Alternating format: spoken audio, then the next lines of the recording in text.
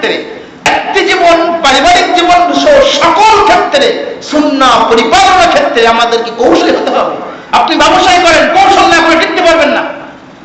আপনি চাকরি খুঁজছেন, কৌশলী না হলে আপনি চাকরি পাবেন না। আপনি ব্যবসায়ী, আপনি যদি কৌশলে চাকরি ব্যবসা পরিচালনা করতে না পারেন, দুদিন পরে আপনার সব মূলধন সব হারিয়ে ফেলে যাবে। কৌশলী হতে হয় প্রত্যেকটা কাজে। কিন্তু কেন ধর্মীয় ব্যাপারে আমাদের কৌশল নাই?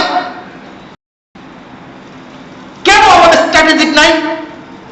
কেন আমাদের মেথড নাই? কেন আমাদের গবেষণা নাই? আমাদের চিন্তা নাই, আমাদের চেতনা নাই? আমরা সবাই মধু বিক্রয় করি, আলহামদুলিল্লাহ, এটা ভালো কাজ। আমরা অর্গানিক ফুড বিক্রয় করি, আমরা একটা মসজিদের ইমামতি নিয়ে পড়ে থাকি, আমরা একটা মসজিদ মাদ্রাসা পরিচিতবান হয়ে পড়ে থাকি। কিন্তু ইসলামের জন্য সর্বশ্রেষ্ঠ গবেষণা কোথায়?